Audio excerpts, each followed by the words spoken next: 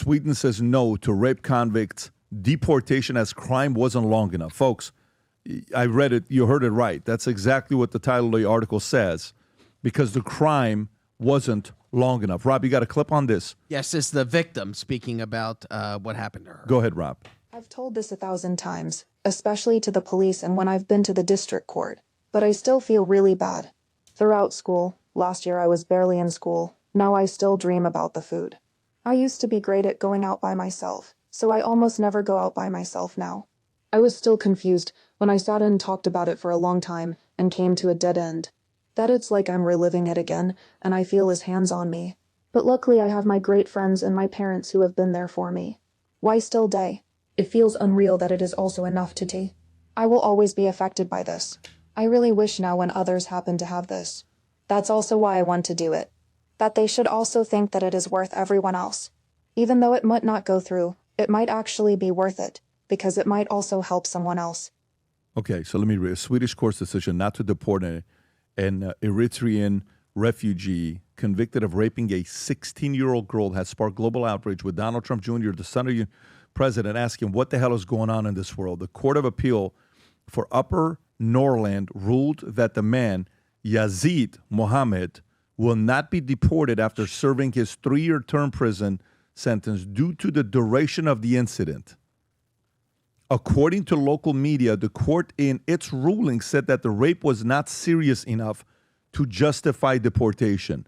It stated that the rape did not last long enough to be classified as an exceptionally serious crime, so it did not necessitate deportation. Rape is, in many cases, considered an exceptionally serious offense that could lead to the deportation of a refugee, but an assessment must be made based on all circumstances in the individual case. The court said, given the nature and duration of the offense in question, the Court of Appeal finds it while the crime is serious, it does not constitute an exceptionally serious offense that would warrant a deportation order for Yazid Mohammed. The request for deportation is therefore rejected. Finney. Okay, I don't know if people have been paying attention, guys, because we're caught up in our politics and stuff that's happening here and peace deals and tariffs. What is happening in the UK and overseas, it's undeniable. We already remember what happened, Tom, with the Pakistani rape gangs, that they were all hiding it because they already knew that they're the ones that let all these people come in, that unchecked migration, where they couldn't even speak about it to people we're talking about. The fact that think about what, Pat, as you were saying it in my head, I'm like, do you understand what that sounds like? He got less time and is not going to get deported because the rape wasn't long enough. She wasn't raped. It wasn't as serious because it happened fast. Okay, that's like saying, yeah, you stabbed someone to death, but it wasn't that many stabs. Oh, it's just one. It's just one stab. Lucky stab. Yeah, and you're dead, but it wasn't like he was crazy with it. It was one stab. It's unbelievable.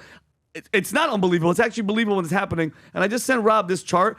Migrant men of non-European origin commit 84% of assault rapes in Sweden. Look at that. Look at that chart. Despite being less than 10% of the population. Is that blurry? Okay? My eyes horrible. An Algerian migrant is 122 times more likely to commit aggravated rape in Sweden than an Afghan is 69 times more likely. And what are we talking about? Why is this happening? And if you point it out, people are like, oh, you're talking about it's Muslims and Muslims. No. Words talk, numbers scream. The facts don't lie, guys. Okay? And when you have a culture that looks down on women are a second great citizen, this is bound to happen. This is bound to happen, Pat. And then, Rob, there's another one. In the UK, thank God justice was finally done. 12 cousins, 12 convicted in a horrific child rape case in the UK. 12 cousins, all linked by family and one mosque, committed unlawful crimes against a young girl. They were aged 19 to 63. Raped her repeatedly, sometimes one after another, wherever they wanted. The victim was just a kid, suffered in silence while they acted like monsters. Each was found guilty. Rob, you see, and by the way, this is the attitude of the Muslims in Sweden. Go ahead, Rob, play this video.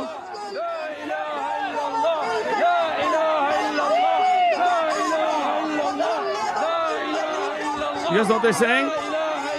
They're saying there is no God but Allah.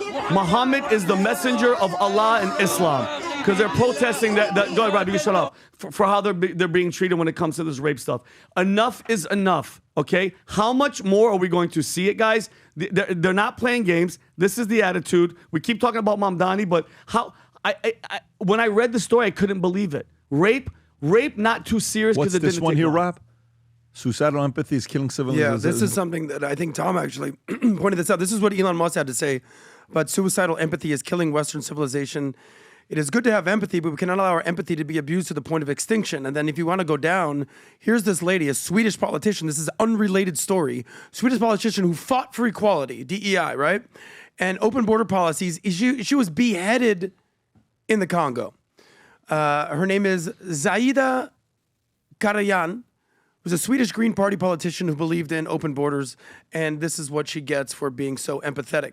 I think what Elon Musk is trying to say is... And she did no research, and she went down there and started speaking, and they think that you can go from point A to point B and speak. And as you have pointed out, because you have been to Israel several times, you've been to Gaza, the Americans that think that it's gays for Gaza and, you know, they're protesting and all that, be careful with that particular protest, because if you hop a plane and go over there and do that, you have... And that's what she did. Yeah. She went down and went to Congo. Oh, I'm from Sweden, and I defend you with this feeling and this position I have. And they're like, you may have that position, but you're not speaking for us. And they beheaded her. Yeah, of course. That's why I wanted Greta Thunberg to actually make it to Gaza on that flotilla. I wonder what happened with her if she shows up talking about the Green New Deal and what's going to happen there with global warming. You don't want to wish that on her, but if she got there, she would discover. Of course. The problem that's happening in Europe, in my humble opinion, is they were very uncomfortable being called racist. And as we know, the word racist has been the most watered down term in the last decade. You're racist, everyone's racist. Okay, racist, misogynist, And then what happens is oh my God, I don't want to offend anybody. Let them all in. Let them all in, and they don't want to be charged with being unempathetic or being unsympathetic, and then they have this white guilt and this white shame, and they've been indoctrinated into this woke white culture. Oh my God, we're colonizers, decolonization, and everything with that, and then all of a sudden they're beheaded. Well, and then that's what happens. Well, they thought they're like, oh my God, all this immigration stuff. They thought they were winning an election, but they were losing a country, and they didn't find out to the end. And we are the canaries in the coal mine that are speaking up. By the way, that incident happened in 2017, and when she was beheaded, and they couldn't find her head. Couldn't find her head. This is the story. Because you're talking about beheadings. The father of the 12-year-old girl literally just died. No disease, no nothing. His heart literally was broken, and he died because his daughter was kidnapped, raped, tortured, and beheaded in France by a sadistic Algerian migrant who was a prostitute who overstayed her visa in France. And I'm telling you guys, yes, overstayed. Dabia Ben-Kayer, 27, a prostitute who overstayed her visa in France, convicted of beheading this 12-year-old girl. What, zoom in? That's the lady. This is the girl. This is the 12-year-old. This is the girl. I want to see. Yeah, it sucks. And the father died. I want to see the father died how? The father died of literally by grief. Like he couldn't, the stress and the horror of his... Go to the 27-year-old prostitute. I don't think they have her name, but Robbie, you might. That's the father and the mother in the bottom picture. But Rob, you might have to Google, look up Dabia Ben-Kayer, Dhabia, and then Bnki. The picture is not there. Where's the picture of that lady? Is it just her drawn? Top left. Go to the top left drawn. Where is she from? Algeria. What is wrong with you? What did she do, this lady? Right? She beheaded the 12-year-old girl. The woman did it? Tortured her, killed her. Yes, a prostitute. Algeria. Is Algeria a Muslim country? You think? Is it? Yes. I'm pretty sure it is, right? Yes. Huh. So on another note, it's just how many more of these, bro? Beheading, rape gangs, rape. When is it gonna? When are people gonna go, guys? Well, you know who was supposed to be here today, right? Can I say who was supposed to be here today? Yes. Our friend Dominic Tarczynski. Yeah. You know, how much heat did he take? For they said, how many Muslim migrants are you going to let in this country? Zero. Because that's what the people of my country want. And now Poland has some of the least crime, the least rape, and the least all this nonsense in all of Europe. According to CIA World Factbook, 99% of Algeria's population is Muslim. Okay, gotcha. So there you go. Gotcha. And so at some point, these open border policies are going to have to, they're going to come home to roost. By the way, did you know who spoke up against open borders recently? Who? Bernie Sanders. Do we have that clip by any chance, Rob? Yes. I didn't see the clip. What? He So, said Democrats got it wrong on Tim Dillon. unbelievable. Bernie Sanders? Did he have a gun to his head? No. You don't have any borders, then you don't have a nation, right? What? In a sense. So has historically the United States done well under Democrats and Republicans in protecting the border? The answer is no. Trump did a better job. I don't like Trump, Obviously, because you're. We should have a secure border, and it ain't that hard to do. Biden didn't do it. Those before him did not do it. We should have a secure border, period. Can I ask you a question, though? Do you understand? Let me just back up a Okay, second. go ahead. Do you understand who just said what he said? Yes.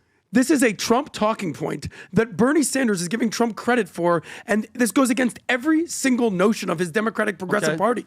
Yeah. He's saying the quiet part out loud. We kind of Tom, need Tom. a secure border. Well, can I ask you a question, Adam? He's basically Adam, saying build the wall. And I get it. In Bernie Sanders' language. Yeah, and I get it, but guess what? Do you get it, though? Too late. Yeah, how about Yeah. this? Wait. Where the hell were you when it was happening? This is what drives me Voting against crazy the about it, bill. because, Adam, it was happening in your face. Literally, remember when Texas was going and suing Texas because how dare you put up a fence? It was a purposeful invasion, and people like that, I don't want to hear it now.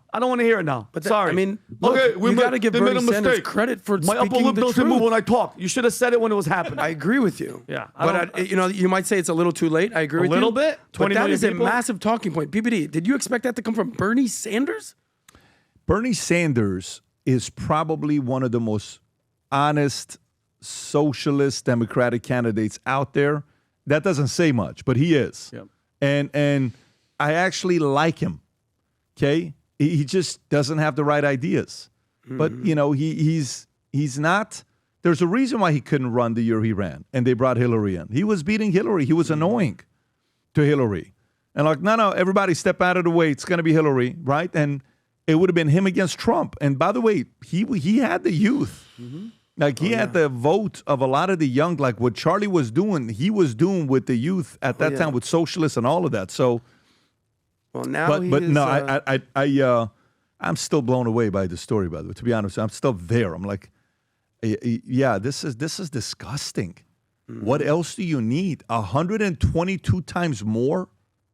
Did you see that one statistic about the Pakistanis have the highest ratio of incest of the kids turning like the biggest Inbreeding. 34% Inbreeding. of inbreeding that they Pakistan's have? number one in the inbreeding. Inbreeding, By yeah. the way, I think 19 of the top 20 countries are all in the Middle East.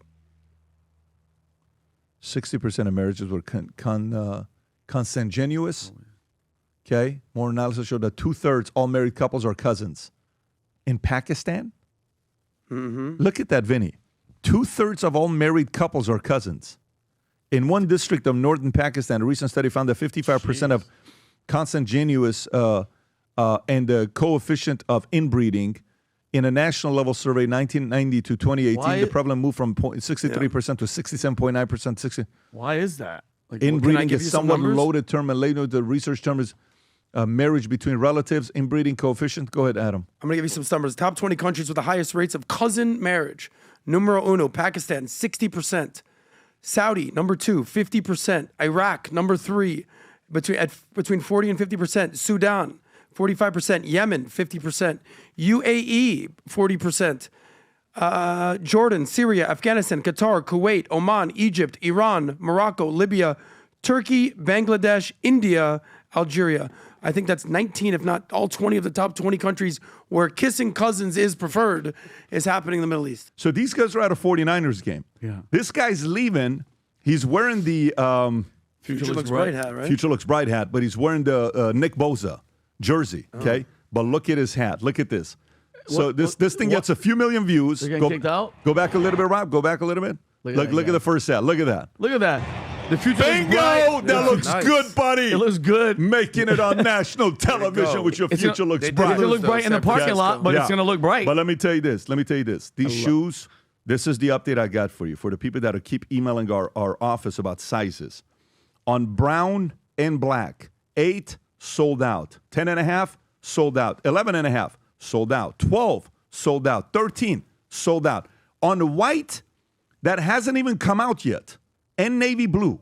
By the way, all these sizes I said to you right now, Vinny, it's not just black and brown. It's navy as well. Navy that's coming out in December, size 8, 10.5, 11.5, 12, and 13 sold out. The shoe still in hasn't the even factory. You They're understand what I'm sold saying? Shoe has not even come out yet. It's already sold out. For white, size 8 and 13 is sold out, which means get whatever size you're getting, guys, that fits you, because most likely the next shipment will not come till January or February. But if you order right now, you're going to get it in December. First or second week of December is the sizes that we have. So, Rob, if you don't mind, Rob, go ahead and play the clip on these Future Looks Bright shoes. We're so excited about it. The audience is loving it. We're getting so much positive feedback on the fact that they're comfortable, they're dressy, leather, Italian-made, 50 hands touch the shoes, the super foam, critical foam in it, which feels like you're wearing a Hoka or an Enclad, except a Xenia-looking, except doesn't feel like a dumbbell that you're carrying the entire day. Rob, go ahead and play the clip.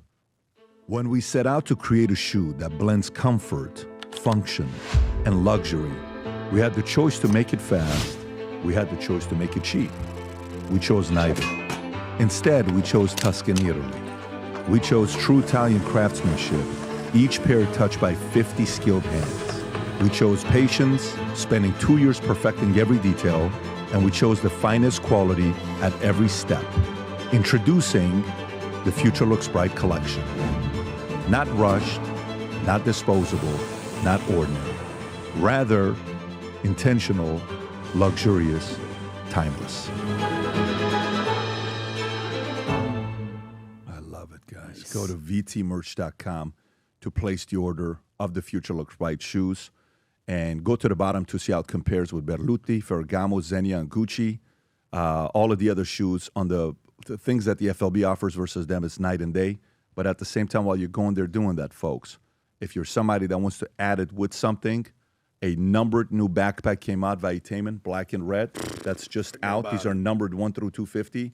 Most of these are sold out, but there are still a few left for some of you guys that use a lot of backpacks as you're doing your thing. I know Adam here is here with his backpack. I love my Tom's got a backpack. bulletproof backpack as well. Go to vtmerch.com, place your order. Again, go to vtmerch.com, place your order before these things sell out. If you enjoyed this video, you want to watch more videos like this, click here. And if you want to watch the entire podcast, click here.